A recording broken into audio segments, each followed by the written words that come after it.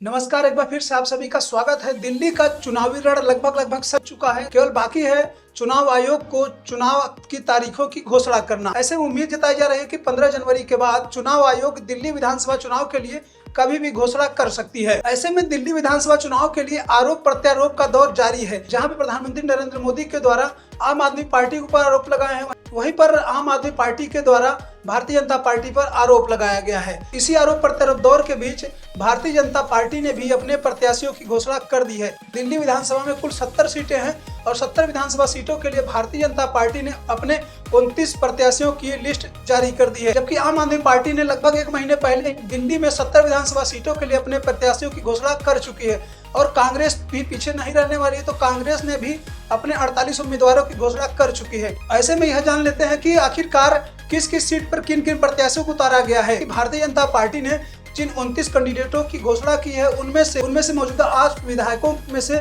6 विधायकों को ही रिपीट किया है, बाकी अभी 2 टिकट कंफर्म नहीं किए हैं। इसके साथ साथ जिन 29 प्रत्याशियों की घोषणा की है उनमें से 7 प्रत्याशी ऐसे हैं जो आम आदमी पार्टी और कांग्रेस छोड़ के आए हैं। कांग्रेस से छोड़कर आए 3 नेताओं को टिकट मिला है, वहीं पर आम आदमी पार्टी छोड़ करके आए 4 नेताओं को भारतीय जनता पार्टी ने अपना प्रत्याशी बनाया है। ऐसे में हम सबसे चर्चित सीट की बात करेंगे, नई दिल्ली विधानसभा सीट की। और नई दिल्ली विधानसभा सीट से 2013 से लगातार अरविंद केजरीवाल वहां से विधायक हैं। नई दिल्ली सीट से जहां पर एक पूर्व मुख्यमंत्री सामने, वहीं पर 2 पूर्व मुख्यमंत्री के बेटे सामने होंगे अरविंद केजरीवाल के। नई दिल्ली विधानसभा सीट से आम आदमी पार्टी के मुखिया अरविंद केजरीवाल सामने हैं, वहीं पर भारतीय जनता पार्टी ने परवेश वर्मा को प्रत्याशी बनाया है। परवेश वर्मा दिल्ली के पूर्व मुख्यमंत्री साहेब सिंह वर्मा के बेटे हैं और कांग्रेस ने नई दिल्ली सीट से संदीप दीक्षित को प्रत्याशी बनाया है। संदीप दीक्षित शीला दीक्षित के बेटे हैं, जो कि दिल्ली के मुख्यमंत्री रह चुके हैं। ऐसे में नई दिल्ली विधानसभा सीट पर 2 पूर्व मुख्यमंत्री के बेटे और एक पूर्व मुख्यमंत्री के बीच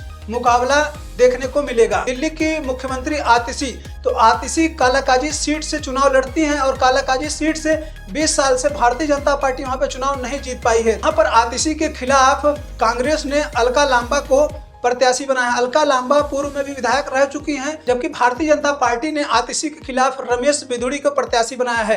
रमेश बिधूड़ी आपको याद होंगे, जो 2023 में संसद भवन के अभद्र भाषा का प्रयोग किए थे। और आपको बताते चले कि रमेश बिधूड़ी नई दिल्ली से 3 बार विधायक रह चुके हैं और 2 बार से भारतीय जनता पार्टी से सांसद है। ऐसे में आतिशी के खिलाफ जहां एक और रमेश बिधूड़ी पूर्व विधायक और सांसद हैं और उसके सामने अलका लांबा हैं, वहां पर भी मुकाबला बहुत ही जानदार और दिलचस्प देखने को मिल सकता है। इसके अलावा ज्यादा चर्चित है वह है दिल्ली की पड़पड़गंज विधानसभा सीट। पड़पड़गंज से जहां पर दिल्ली के पूर्व उप मुख्यमंत्री मनीष सिसोदिया कई बार से चुनाव जीतते आ रहे थे, लेकिन इस बार आम आदमी पार्टी ने को पड़पड़गंज से न चुनाव लड़ा करके जंगपुरा से चुनाव लड़ा रही है। ऐसे में आम आदमी पार्टी में अभी हाल ही में शामिल हुए यूपीएससी गुरु अवध ओझा को पड़पड़गंज से आम आदमी पार्टी ने प्रत्याशी बनाया है, जबकि भारतीय जनता पार्टी ने मनीष सिसोदिया को कई बार से कड़ी टक्कर देने वाले रविंद्र सिंह नेगी को अवध ओझा के सामने पड़पड़गंज से ही सामने मैदान में उतारा है। जबकि कांग्रेस से अनिल चौधरी को अवध ओझा और भारतीय जनता पार्टी के रविंद्र नेगी के सामने उतारा है। दिल्ली में 2020 में विधानसभा चुनाव हुए थे फरवरी में, और दिल्ली में जब 70 विधानसभा सीटों के लिए चुनाव हुए थे तो